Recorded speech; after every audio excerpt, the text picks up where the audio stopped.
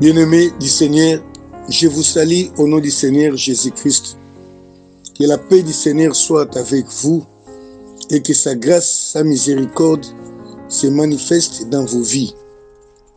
Nous sommes là pour continuer l'enseignement que nous avons commencé, l'enseignement qui s'intitule « Jésus-Christ revient bientôt, mais son Église est infiltrée ». C'est vrai que Jésus-Christ revient bientôt. Malheureusement, l'Église pour laquelle Christ revient prendre est une Église infiltrée. Le diable a infiltré l'Église au point où nous craignons que parmi tous ceux qui attendent le retour de Jésus-Christ, qu'il soit déçu, qu'il ne soit pas approuvé par le Seigneur lui-même lors de son avènement, à cause de l'infiltration du diable. Le diable a infiltré l'Église, non pas pour que l'Église soit glorieuse, il a infiltré l'Église pour détruire l'Église du Seigneur. Il a infiltré l'Église pour la souiller. Alors que le Seigneur revient pour prendre une Église qui est sans tache, ni ride, irrépréhensible. Et là, nous sommes en train de parler, de démontrer par quel moyen le diable a infiltré l'Église du Seigneur Jésus-Christ. Le diable a infiltré l'Église du Seigneur par ses agents, par les occultistes qui sont devenus pasteurs. Ils ne se sont pas arrêtés tout simplement là, mais ils sont en train de recruter des pasteurs vrais, ceux que le Seigneur a choisis pour en faire d'eux des serviteurs du diable, afin de séduire un plus grand nombre d'églises. Nous l'avons démontré là. Ce n'est pas une chose étonnante parce que la Bible nous dit, la Bible nous a prévenus par l'apôtre Paul qui a dit qu'après mon départ, il s'introduira dans l'église des loups. Et les loups sont déjà là. Les loups sont là dans l'église, mais ils ne se manifestent pas comme loups. Ils se manifestent sur la peau, sous la peau des brebis. Et là, nous avons continué pour démontrer que cette infiltration des agents du diable se manifeste aussi par les enseignements, les doctrines qui sont en train d'enseigner dans les églises. Et nous continuons pour parler, pour dénoncer les doctrines diaboliques, démoniaques qui sont entrées dans les églises aujourd'hui. Et malheureusement, ce sont ces doctrines qui sont enseignées, qui n'ont juste pour raison des motifs de séduire les enfants de Dieu, de souiller l'Église, afin que l'Église soit désapprouvée au retour du Seigneur Jésus-Christ. Mais malheureusement, comme je l'ai dit, souvent comme il est constaté, ce sont les enseignements qui sont en vogue dans les églises. Les enseignements qui proviennent directement du laboratoire du diable. Nous l'avons dit, nous l'avons présenté, nous vous avons même recommandé de suivre les témoignages d'un frère qui a été initié, qui a été formé dans une église sataniste. Je parle de ça, église sataniste, parce que c'est ça le vrai nom, mais cette église vit, travaille aujourd'hui, jusqu'aujourd'hui, sous le label de Christ, d'une église de sanctification, une église de Jésus-Christ. Le frère a été initié, a été formé et formé dans les faux enseignements destinés à être injectés dans les églises. Et ces enseignements sont opérationnels aujourd'hui. Aujourd'hui, nous allons parler d'un enseignement qui est en train d'être enseigné aujourd'hui dans les églises, qui fait rage, mais malheureusement, ça provient du diable.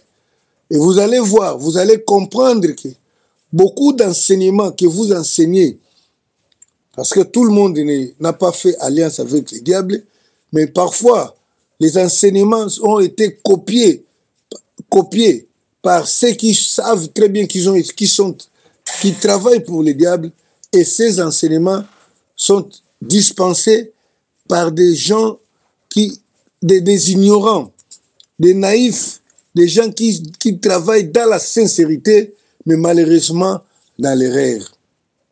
Et tout cela ne peut qu'appeler la colère de Dieu sur l'Église. Bien-aimés, on peut être sincère, mais se retrouver dans l'erreur. Voilà pourquoi je vous demanderai d'écouter attentivement ce que nous sommes en train de vous donner. C'est très important, c'est très précieux pour l'Église, pour votre avenir, pour votre propre salut, car le diable rôde autour de nous, autour de l'Église du Seigneur. Nous allons parler de la doctrine des origines et de l'adoption. Un enseignement diabolique que les occultistes ont lancé dans les églises. Cet enseignement est très controversé. Il sera enseigné au grand public autrement, mais sa vraie signification est cachée et la vraie signification est juste donnée aux initiés. C'est ce que je vais essayer d'expliquer maintenant et après, essayer aussi de montrer comment cela se donne en public, aux personnes non initiées. Mais pour les initiés, ils comprennent au moins, c'est par cet enseignement que le diable a convaincu beaucoup les serviteurs de Dieu pour les servir. Mais c'est un mensonge. Le diable enseigne sur les origines, il dit que les origines réclament toujours l'homme. Vous savez, dans l'église, bien-aimé, quand des pasteurs viennent déclarer des choses qui ne se retrouvent pas dans la Bible, qu'ils appellent la sagesse, il faut toujours faire très attention. Parce que ces derniers temps, il y a des enseignements qui s'appellent la sagesse. Mais en réalité, ces enseignements n'ont aucune base biblique. S'ils ont peut-être une base biblique, mais vous allez constater que ce n'est pas dans sa vraie version qu'ils sont utilisés, mais c'est une parole trafiquée comme le diable a toujours l'habitude de le faire. Ils disent que les origines réclament toujours l'homme. Je dis que c'est une déclaration mensongère sur base duquel sera établi cet enseignement des origines et de l'adoption. Ils disent que la vie de toute personne est influencée par ses origines et elle doit se terminer dans ses origines. Et ils enseignent ceci au public. Ils disent que une personne ici d'une famille, ce sont des exemples qu'ils tirent pour vous démontrer, pour approuver ce qu'ils disent que les origines réclament toujours la personne ou toute personne qui doit toujours terminer sa vie dans ses origines. Ils diront au public, une personne ici d'une famille maudite, pauvre et riche, vivra les conséquences de ses origines, quand bien même elle serait devenue enfant de Dieu ou serviteur de Dieu. Celle qui est ici d'une famille riche évoluera rapidement jusqu'à devenir riche parce que la richesse la réclamera. Tandis que celle ici d'une famille pauvre aura toujours du mal à monter au sommet car la pauvreté la réclamera aussi. Vous voyez que le diable aime beaucoup parler de la prospérité. Être prospère, ce n'est pas mauvais, mais nous savons que c'est un piège, comme dit la Bible, que l'amour de la richesse est la racine de tous les maux. C'est de par cette compréhension qu'est sortie la doctrine des combats spirituels, qui enseigne que toute personne doit vérifier ses origines ou ses racines. Et s'il y a eu un sorcier ou une sorcière comme grand-parent ou arrière-grand-parent, donc sa vie serait affectée à cause de la vie impure antérieure menée par ses parents. D'où même une personne née de nouveau doit chercher sa délivrance après avoir cru en Jésus-Christ et devenir chrétien.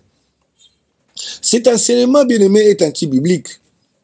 Elle est démoniaque parce qu'il nie la puissance du sang de Jésus-Christ qui rachète les nouveaux-nés de toutes les malédictions. Et il pousse les enfants de Dieu à chercher les salis par les efforts des prières, des jeûnes. Il réunit les salis par la foi gratuite en Jésus-Christ. Il fait jeter les doutes dans le cœur des enfants de Dieu qui ne croient plus à leur salut à cause de leurs origines présumées mauvaises. 2 Corinthiens chapitre 5, verset 17 nous dit ceci. Si quelqu'un est en Christ, il est une nouvelle créature. Les choses anciennes sont passées, voici toutes choses sont devenues nouvelles. Les réalités auxquelles de cet enseignement, à leurs disciples ou aux personnes qu'ils veulent initier dans l'occultisme, il leur enseigne ceci. Il leur dit ceci. Dieu traite avec les hommes, il les bénit à partir de leurs origines. Les plus grands, donc ce sont ce qu'ils appellent la sagesse. Ils disent que les plus grands ont le pouvoir de sauver les plus faibles. Donc tu peux servir Dieu comme tu peux, mais si ton origine familiale est mauvaise, tu n'évolueras pas bien. Celui qui est venu d'une famille, d'une bonne famille, avancera facilement. Et ils enseignent à ceux qu'ils initient que Jésus-Christ et Satan ont la même origine, qui se trouve être le trône de Dieu.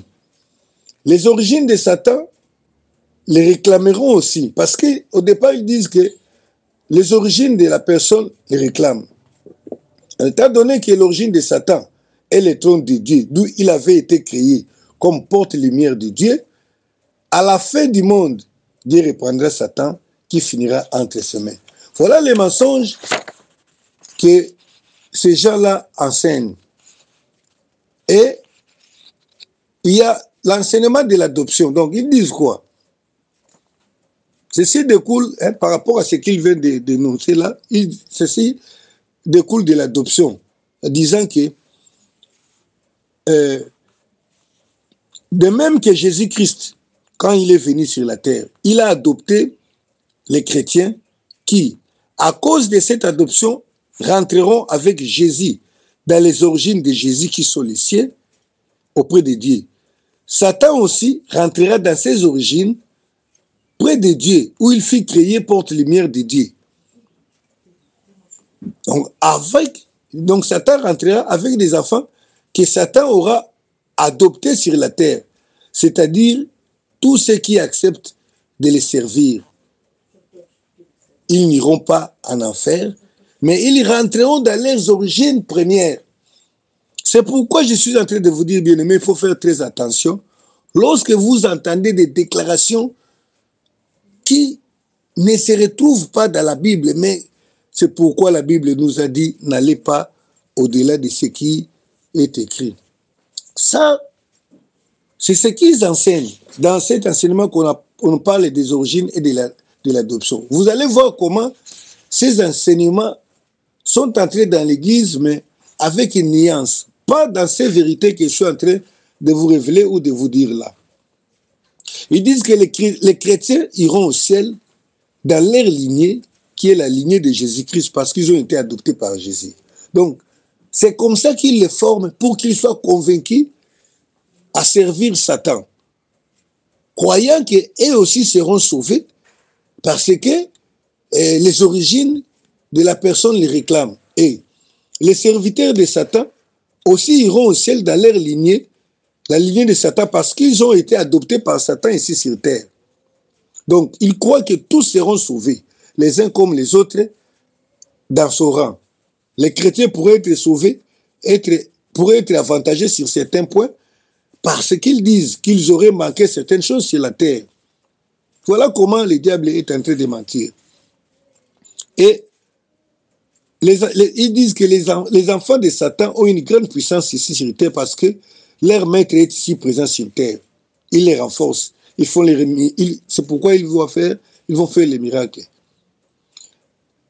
Et ils disent que lorsque Jésus était sur la terre, les disciples étaient plus puissants parce qu'il était avec eux. Et maintenant que Jésus est parti, comme le diable est sur la terre, donc servir les diables, il va vous donner beaucoup de puissance. Ça, il leur enseigne ceci, mais pas ce qu'il veut montrer dans l'église. Dans l'église, ça venait sous autre forme. sous forme de ce que nous allons voir, les enseignements du Père et des Fils. Ça aboutit par là.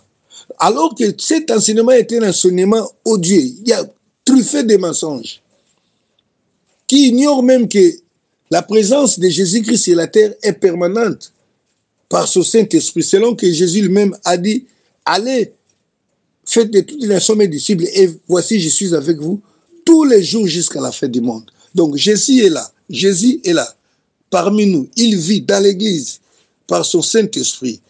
Mais le diable enseigne autre chose à ses initiés, et pour qu'ils puissent venir séduire le peuple de Dieu.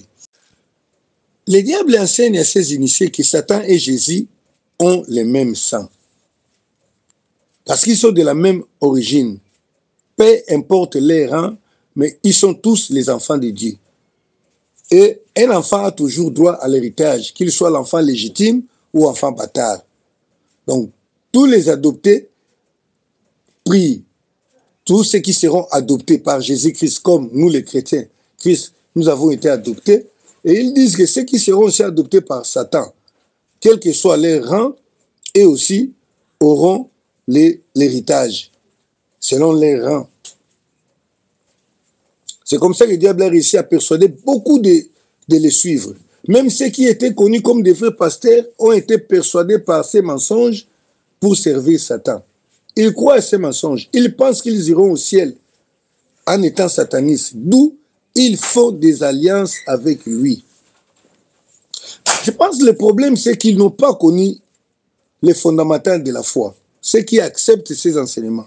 Ou ils n'ont jamais écrit à la Bible. Car Jésus, en réalité, n'est pas comparable à Satan de par ses origines.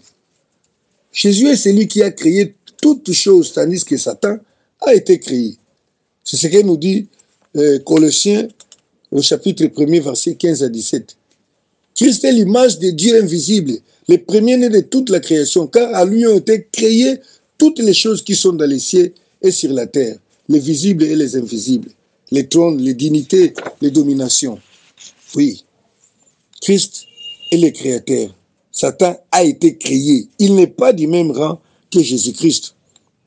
Et de Satan, il est dit dans Ézéchiel 28, 15, qui a été intègre dans tes voies, depuis le jour où tu fus créé, jusqu'à celui où l'iniquité a été trouvée chez toi. Donc il y a une très grande différence. Ils ne sont pas de même rang, ni de même sang. Vraiment que le Seigneur nous aide, parce que beaucoup d'enfants de Dieu sont séduits par les mensonges du diable. Et si notre évangile est voilé, comme dit l'apôtre Paul, il est voilé pour ceux qui périssent, pour les incrédules dont le Dieu de ces siècles a aveuglé l'intelligence, afin qu'ils ne vissent pas briller la splendeur de l'évangile de la gloire de Christ qui est l'image de Dieu. Ce qui nous fait plus mal, c'est que ces satanistes étaient parfois éclairés, mais Satan a réussi à les voiler l'intelligence. Ils sont devenus ses serviteurs convaincus qu'ils les servent avec force et dévouement, parce qu'ils croient réellement qu'ils seront aussi sauvés.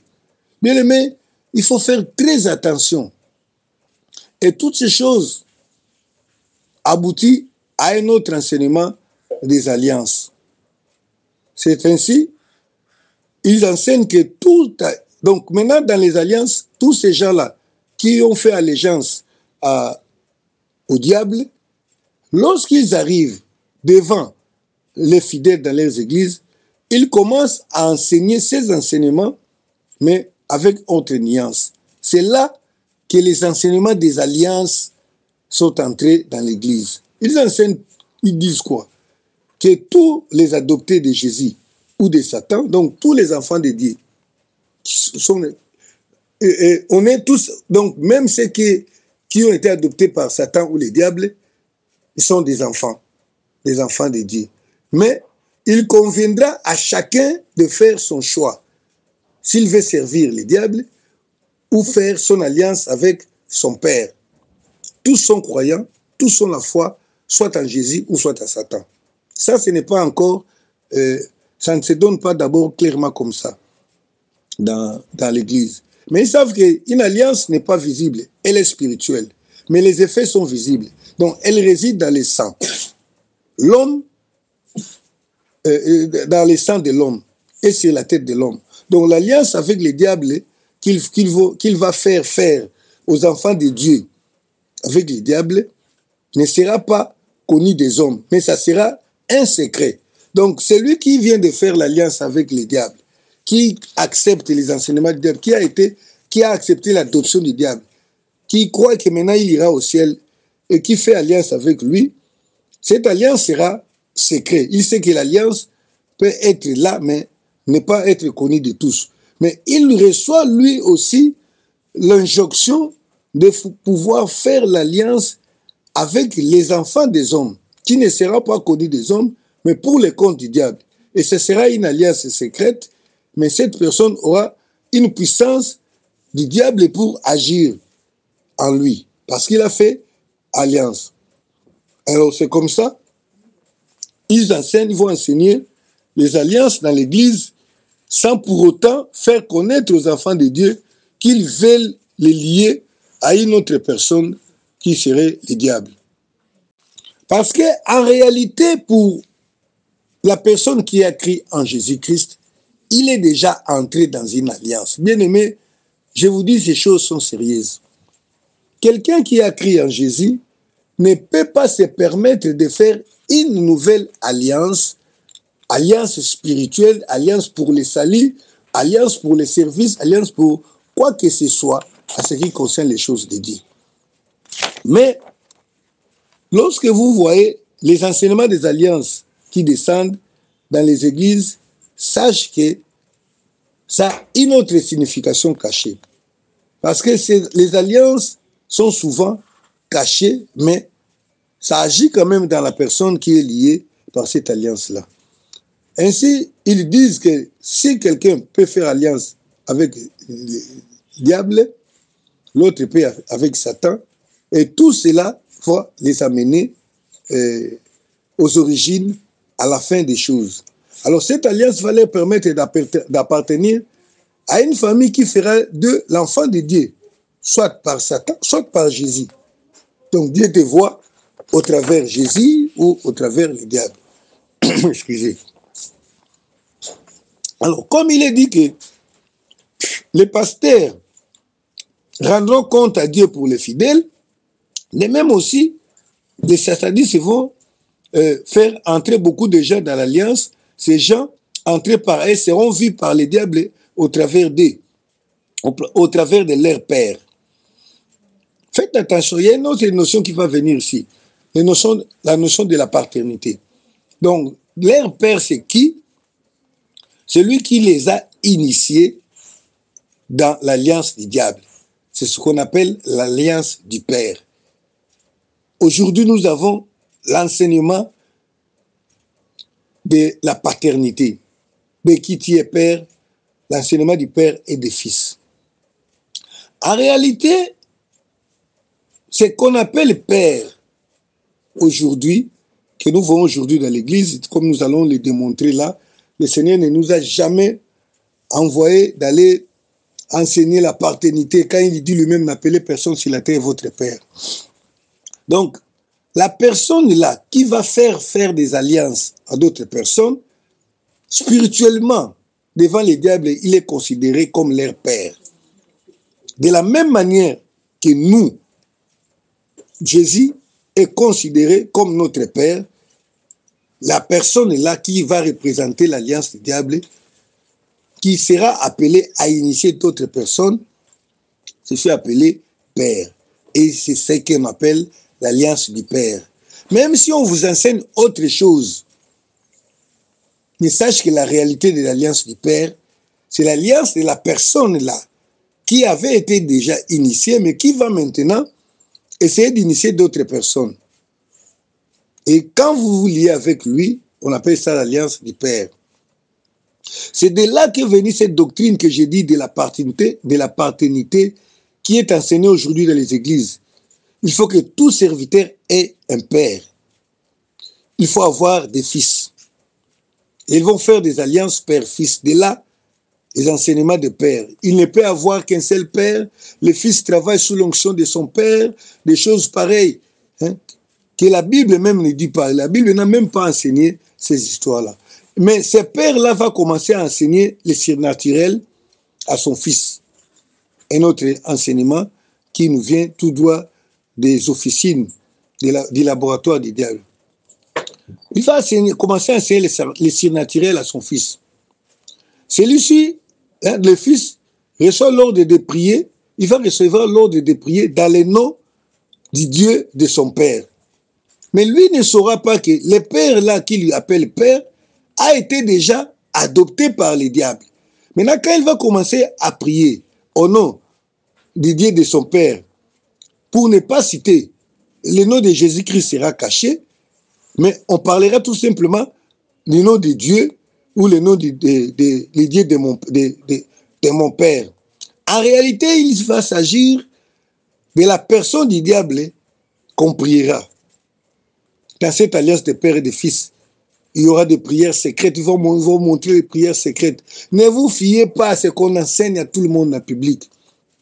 L'alliance du père et du fils, lorsqu'elle est réelle et que le fils accepte maintenant, on va lui initier à des prières secrètes. Il sera initié petit à petit avec beaucoup de sagesse. Et il commencera à pratiquer les mystères diaboliques de son père. D'où on dit le fils travaille avec l'onction du père. Donc l'onction du père qui coule jusque chez le fils. Frère, je suis en train de vous parler des choses qui sont vraies. Mais parce qu'aujourd'hui, nous ne voulons pas accepter la simplicité de l'évangile, c'est pourquoi les gens acceptent tout, embrassent tout. Ils vont dire que l'enfant, le fils doit travailler sous l'onction de son père. Et le fils aura le succès, il aura l'argent, les miracles. Ils vont continuer à dire que la force de l'alliance avec le père, c'est les miracles. Parce que dans tout ça, ce que les gens envient, ce sont les miracles. Et le diable propose aux enfants de Dieu qu'en se liant avec lui, il leur accordera plus de miracles. Bien aimé, le diable est menteur parce qu'en fait, il propose aux enfants de Dieu ce que Dieu leur avait déjà donné. Car la Bible dit, voici les miracles qui accompagneront ceux qui auront cru en mon nom. Les miracles, ils n'accompagnent pas des pasteurs, des prophètes, mais parce que le pasteur a cru, lui aussi. Donc, les enfants de Dieu doivent mettre en tête que jamais dans la vie du chrétien, il peut être demandé, qu'on va te demander de faire une seconde alliance. La seule alliance qui demeure, c'est celle faite avec Jésus-Christ lorsqu'on a confessé ses péchés et qu'on l'a accepté comme Seigneur et Sauveur. Aucune autre alliance n'est permise. Attention aux alliances faites avec les pasteurs. Les alliances faites pour devenir fils du pasteur. Les alliances faites lors de la consécration. Toutes ces alliances-là sont faites parfois par les diables. Parce que nous avons déjà une alliance. Moi, je suis étonné. Il n'y a pas longtemps, il y a une semaine, je vais les rencontrer. Bon, pas rencontrer, mais j'ai suivi sur Internet un de mes amis avec qui nous avons servi pendant longtemps. Nous avons travaillé avec lui dans l'œuvre du Seigneur pendant environ, je dirais, 10 ans. Et puis, il est parti. Mais je le vois aujourd'hui, il se déclare être le fils d'un certain archevêque. Mais moi, je me dis, c'est pas possible. Tu es devenu le fils d'un archevêque, d'un pasteur. Alors que toi, j'étais connu serviteur de Dieu depuis très longtemps. Donc, ton père là t'a engendré aujourd'hui, ou bien il t'a engendré, il t'avait engendré quand tu étais enfant. Vous voyez la paternité qui vient entrer dans la vie d'une personne, alors que la personne Parfois, il est déjà pasteur, parfois, il est déjà prédicateur, un enfant de Dieu. Bien aimé, c'est louche, c'est bizarre.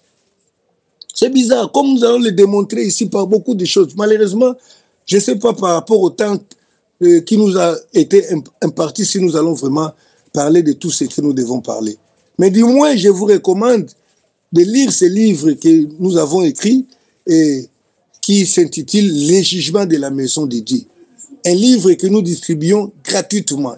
Il contient 234 pages, 235 pages et il est trouvable sur Google, sur Internet.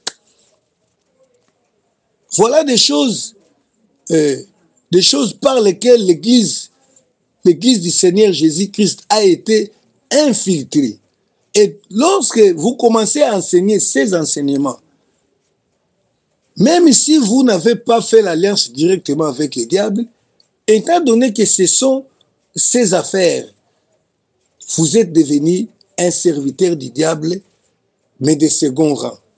Quand même son serviteur, parce que vous travaillez avec ses affaires. Il y a un autre enseignement qui vient encore. Après ces enseignements-là, ce sont les enseignements du surnaturel.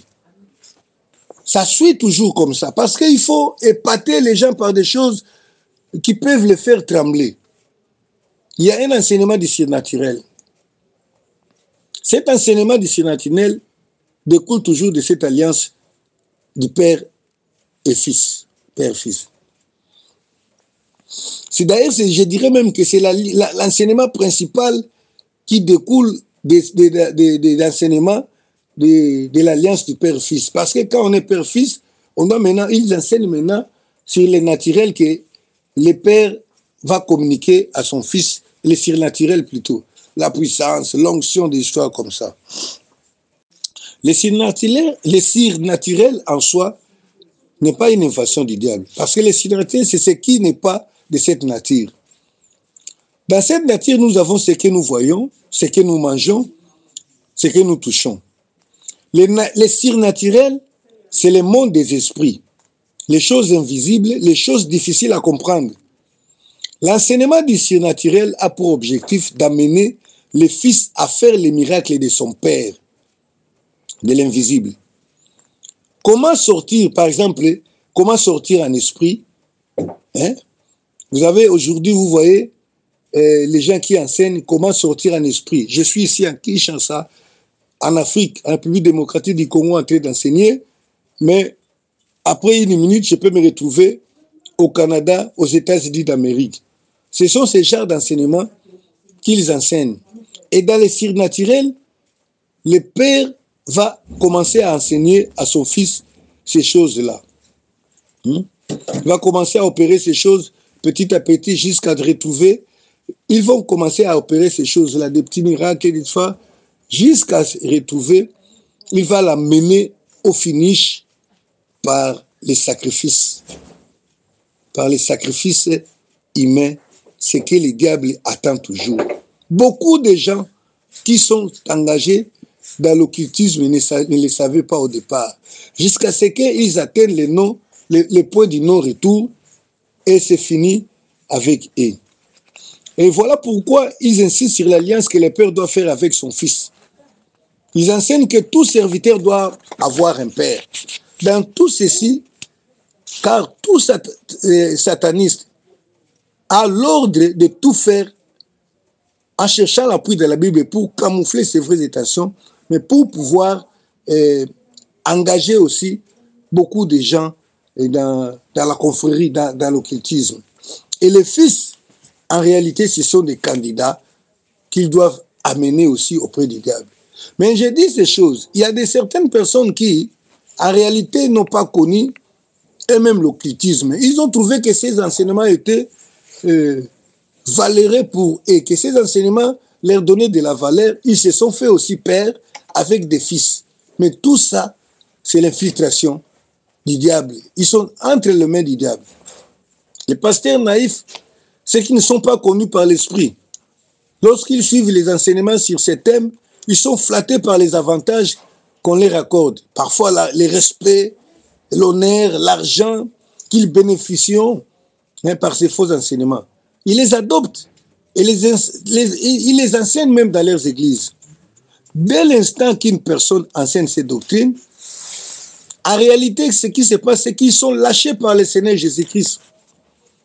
Ils se retrouvent nuls, ils n'ont plus Christ. Les églises vont régresser, peut-être au lieu de progresser. Oui. Le diable sait que toi-même, tu ne feras rien par ces enseignements. Et quand toi, tu vas adopter, tu verras que tu ne vas pas progresser. Comme tu ne vas pas progresser, ça va te pousser à aller chercher l'aide auprès de ces gens-là que tu vois qu'ils progressent en enseignant ces choses, des paternités, des alliances, des fils, des adoptions d'origine, des signes naturels. Et lorsque tu viendras les chercher pour qu'ils viennent enseigner dans les églises, et lorsqu'ils viennent, ils enseignent et vous voyez l'onction se manifester avec beaucoup de puissance. Mais lorsqu'ils repartent, l'église retombe. Et là, parce que tu es déjà pris dans les pièges, tu iras les chercher pour qu'ils viennent enfin t'expliquer. Et puis, ils vous diront que pour que tu puisses bien comprendre ces choses, pour bien évoluer dans ces choses, il faut entrer dans l'alliance du Père et du Fils. C'est pourquoi nous voyons des gens qui ont commencé le ministère, qui ont été prêchés par d'autres personnes, parce qu'en réalité, c'est une fausse notion de la paternité. Quand l'apôtre Paul parlait de la paternité, c'était des personnes qui l'avaient annoncé l'évangile. Mais vous allez voir aujourd'hui, là où on parle de la paternité, ce n'est pas la personne qu'on a annoncé l'évangile. On ramasse des gens comme ça. Parce que si c'était la personne à qui j'ai annoncé dès le départ, ça peut quand même se comprendre. De là, quand la personne qui a suivi ces enseignements se trouve être tentée, on va lui proposer de devenir fils. Et pour bien évoluer avec ses fils dans l'église, maintenant, celui qui est devenu fils, pour bien évoluer avec son père, il va maintenant commencer, il va déclencher maintenant les projets de son initiation. C'est comme ça que ces choses se passent, bien aimés. Le diable a infiltré l'église du Seigneur de la manière où vous ne pouvez pas comprendre. Il faut prier, il faut demander au Saint-Esprit de vous révéler la vérité. Les enseignements des surnaturels sont des enseignements codés qui ne sont pas donnés à tout le monde. Parce que ce sont des choses graves. Ils disent que les maîtres là, les pères, ils disent que Jésus avait commis l'erreur de donner les enseignements cachés à tous. Et c'est comme cela qu'il a perdu les 72 disciples. Donc, Jésus a perdu les disciples là, les 72 là, parce qu'ils avaient donné des grandes choses. Et ils enseignent qu'il existe des connaissances cachées qu'on ne peut pas donner à toute l'Église. Là, quand vous entendez un pasteur qui commence à dire ces choses à l'Église, vous savez qu'il y a des choses qu'on ne peut pas donner à tout le monde, c'est que des choses graves commencent à arriver. Vous savez, Jésus a encouragé les petits troupeaux.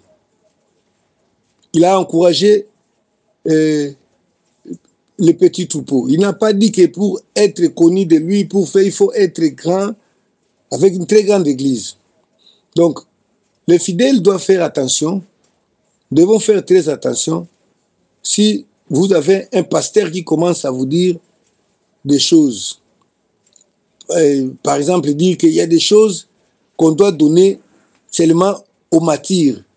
Quand on est enfant, on vous dit certaines choses, vous n'allez pas les supporter. Oui, le Seigneur a dit, il s'appuie sur les passages que le Seigneur a dit que j'ai beaucoup de choses à vous dire, mais je ne peux vous les dire maintenant. Mais Jésus-Christ a dit, il n'y a rien de caché qui ne doit rester caché.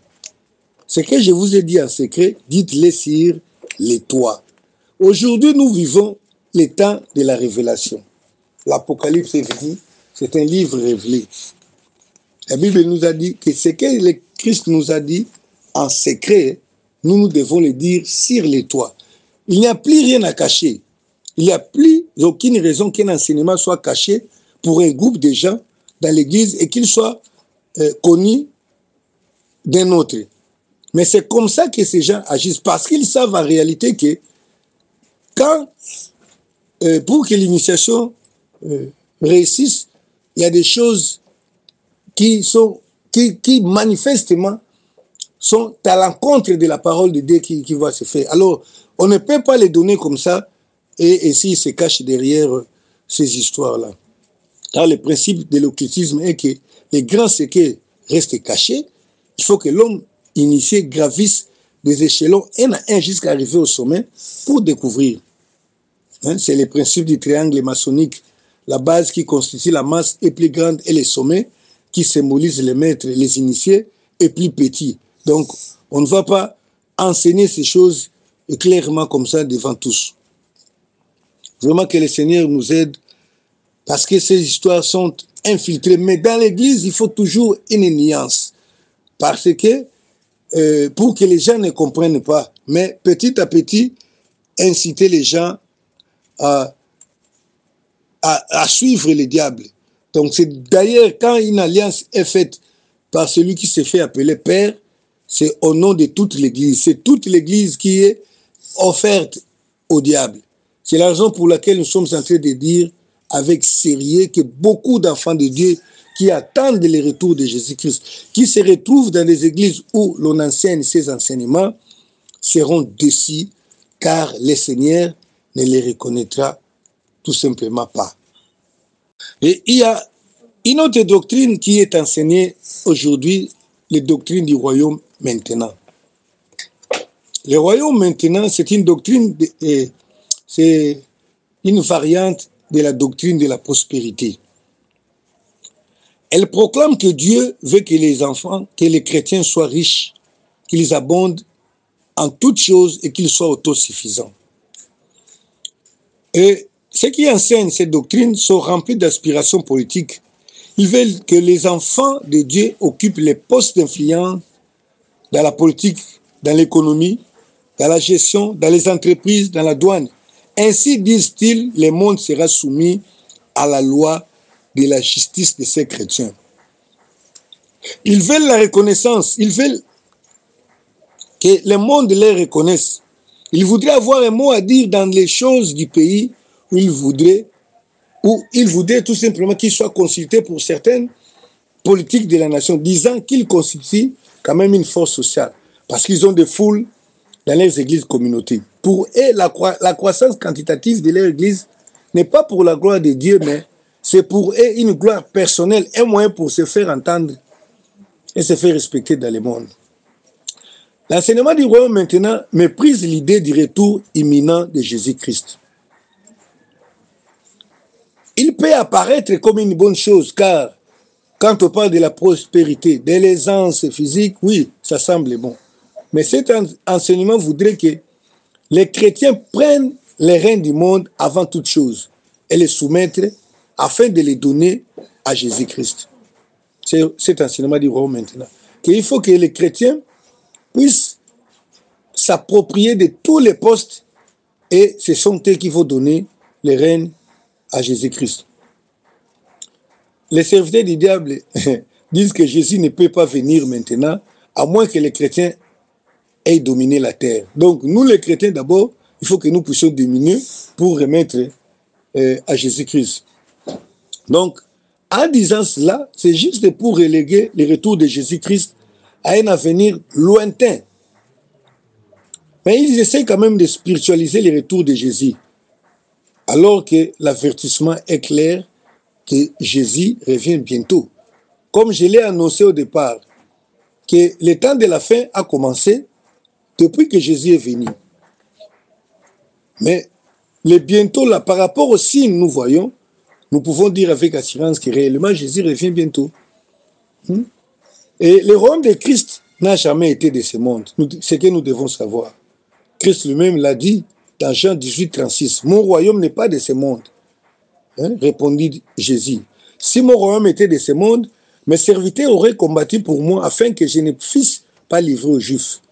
Mais maintenant, mon royaume n'est pas ici-bas. Mais je ne sais pas par quelle magie nous voulons quand même régner aujourd'hui. Vous savez, lorsqu'il avait été question qu'on veuille faire de Jésus-Christ roi sur la terre, à cause bien sûr de la grâce de Dieu que les hommes voyaient en lui, il n'avait jamais accepté. Il avait même fui parce que les hommes voulaient l'imposer comme roi, selon Jean chapitre 6, au verset 15. Sachant, et Jésus, sachant qu'ils allaient venir l'enlever pour le faire roi, il se retira de nouveau sur la montagne, lui seul. Qu'on le veuille ou pas, il y a une incompatibilité à être ministre de l'Évangile et ministre du monde. L'onction de Dieu n'est pas pour la gestion de la politique du monde. Ça, je vous le dis sincèrement. L'onction de Dieu, c'est pour la gestion de l'Église, pour la gestion du peuple en général. On peut bien donner des conseils, on peut être conseillé comme les prophètes étaient, mais ils n'étaient pas des acteurs actifs de la politique du monde. Parce que la parole que nous enseignons, c'est déjà des conseils. La parole du Seigneur est déjà un conseil, est déjà l'implication pour montrer aux gens comment le monde peut être dirigé. Mais il y a des doctrines qui sont aujourd'hui à l'Église où l'on doit encourager les enfants de Dieu à faire la politique active. Et cela a toujours des implications parce qu'ils vont oublier de pouvoir servir le Seigneur comme il le faut. Et nous allons finir vite à cause du temps sur un petit élément qu'il est important que nous puissions aussi annoncer ici. Je voudrais vraiment souligner sur ce point que nous avons abordé, même si pas vraiment en profondeur à cause du temps, sur ce que sur l'alliance du Père. Vous savez, aujourd'hui, cette histoire est en train de devenir un fléau. J'ai dit un fléau parce que je sais que c'est un mal quand même pour l'Église. D'aucuns se font appeler Daddy, qui signifie tout simplement Père. La Bible nous a dit clairement, dans Matthieu 23, verset 9, « N'appelez personne sur la terre votre Père, car seul est votre Père, celui qui est dans les cieux. Ne vous faites pas appeler directeur, car un seul est votre directeur, le Christ. » Si vous avez une entreprise et vous êtes directeur, ce n'est pas un problème. Mais si vous travaillez dans l'Église qui appartient à Christ, sache qu'il ne vous est pas permis de se faire appeler directeur, car cela va impliquer autre chose. Il ne vous est pas accordé de se faire appeler père. Même si vous changez, vous faites appeler patriarche, cette nomenclature, cette façon de s'appeler ne se trouve pas dans l'Église. Ça vient de la doctrine que nous appelons, cette doctrine-là d'adoption qui aboutissent à la paternité. Et en fait, en appelant quelqu'un père, d'aucuns peuvent croire que c'est un signe de respect. C'est par signe bon, ils se défendent plutôt que c'est par signe de respect qu'on se fait appeler ainsi. Non. Je pense que le respect ne peut pas amener à désobéir au commandement du Seigneur. Ceux qui se font appeler ainsi établissent en réalité une relation de domination ayant pour but d'avoir le pouvoir de manipulation des frères et des sœurs en Christ, comme nous l'avons dit. Hein? Et qui va finir, comme j'ai dit, soit sur l'initiation ou tout simplement sur le contrôle de la vie de l'autre. Et pour y parvenir, ils fondent des doctrines tendant à élever la notion du Père partout, en s'appuyant faussement sur les paroles de Paul. À Timothée, Paul a dit, mon enfant, à Timothée, mon enfant légitime. À titre, mon enfant légitime, à notre commune foi. L'apôtre Paul a dit, ce sont les versets qu'il utilise, quand vous auriez 10 000 mètres en Christ, vous n'avez cependant pas plusieurs pères, puisque c'est moi qui vous ai engendré en Jésus-Christ. Oui, les faits, pour que l'apôtre Paul reconnaisse Timothée, Tite, les frères de Corinthe comme ses frères, ne lui a jamais attribué une autorité particulière ou une dépendance spirituelle de ses frères avec lui. Néanmoins, ils sont reconnus comme tels parce que c'est bien l'apôtre Paul qui les a amenés à Christ, au moyen de la prédication de la parole. Hein? Mais dans la vie quotidienne, Paul les appelle toujours frères. De même aussi, des personnes qui nous ont prêché l'évangile, qui sont nos pères pour nous avoir amenés à Christ. Mais cela ne leur donne pas une quelconque prérogative sur nous pour dire qu'il doit travailler avec l'onction du Père, il faut toujours... Non, non, non. Si, après avoir créé en Christ par l'entremise d'un pasteur, là, je suis en train de donner une hypothèse. Après avoir créé par l'entremise d'un pasteur, maintenant, les frères quittent l'église, ils quittent le lieu dans lequel il a créé et partent vivre dans un autre village ou dans une autre ville. Et ils évoluent dans une autre congrégation. Maintenant, pour ceux qui défendent cette notion de paternité, maintenant, le pasteur de la nouvelle congrégation, c'est lui qui sera le père, ou bien le père est celui qui l'a amené à Christ dans l'église d'où ils viennent là. Et vous allez voir qu'en réalité, les personnes que nous voulons faire de nos fils, parfois ce sont des personnes que nous n'avons pas amenées dans le Seigneur, parce qu'ils se retrouvent par la force des choses, par les circonstances organisées par Dieu dans votre église, et vous pensez qu'il faut maintenant qu'ils deviennent votre fils. Non. Le problème, c'est quoi? Il y a un autre enseignement du monde qui est entré dans l'église, ce qu'on appelle les mentorats. Parce que quand on s'appuie sur la notion du Père, c'est en réalité, comme je le disais là, les mentorats. Le mentorat dans le monde est exigé pour être accepté dans certaines, je dirais loges, pas on dit loge, c'est pas tout simplement satanique, mais dans un certain groupe de gens. Parce que on dit qu'il faut avoir une personne qui donne des garanties que vous êtes une personne qu'on doit accepter. Mais ce que font aujourd'hui les églises en ce qui concerne la paternité, en fait, ça se ressemble un peu au mentorat. Bon, il y a beaucoup à dire là-dessus. Je pense que le mentorat dans le monde, ça peut être accepté, mais dans l'église, c'est tout simplement une nouvelle tendance. Parce que dans l'église, on a des pasteurs qui sont des sages, qui peuvent guider, qui peuvent donner des conseils dans certains domaines. Mais dans l'église, nous ne pouvons pas accepter toutes ces choses-là. Et aujourd'hui, pour conclure, je vais dire lorsqu'un pasteur veut amener son église ou sa communauté dans l'occultisme, ou si un pasteur s'est déjà engagé dans cette voie, l'un des arguments principaux qu'il utilisera dans des enseignements diaboliques pour convaincre les fidèles, pour les sortir petit à petit de la foi en Jésus, sera l'existence des choses cachées qui ne peuvent être dites à toute l'assemblée. C'est un bon moyen pour eux de préparer les hommes à accepter l'inacceptable lorsque le temps sera venu. Jésus a dit ceci en Matthieu chapitre 10, verset 26-27. Ne les craignez donc point, car il n'y a rien de caché qui ne doivent être découverts, ni des secrets qui ne doivent être connus. Ce que je vous dis dans les ténèbres, dites-le en plein jour.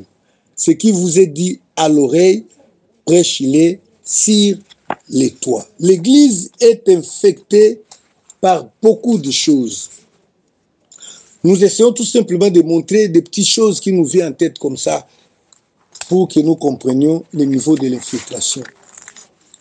Et je pense que nous allons continuer pour montrer l'infiltration qui se manifeste par les pratiques qui ont infiltré l'Église et qui en est l'auteur. Les pratiques de Jézabel qui feront que l'Église qui se retrouve dans ces pratiques ne puisse pas être enlevée ou être sauvée. Que le Seigneur nous bénisse. Je prie pour que le Saint-Esprit nous enseigne encore davantage sur certaines choses, sur des choses que nous sommes en train de dire là, car c'est lui qui a été recommandé pour nous enseigner et qu'il vous enseigne, qu'il nous enseigne. Soyez bénis au nom du Seigneur Jésus qui revient bientôt. Et repentez-vous si vous avez déjà adopté ces genres d'enseignements pour que Jésus vous approuve à son retour. Sinon, vous serez désapprouvé. Soyez bénis au nom du Seigneur Jésus-Christ. N'oubliez pas, si vous voulez, vous avez nos numéros, mon numéro. Si vous voulez poser des questions ou vous pensez qu'il y a des explications que je dois encore donner, écrivez. Écrivez ou appelez. Ce numéro est sur WhatsApp. Vous allez recevoir des explications approfondies. Merci. Soyez bénis.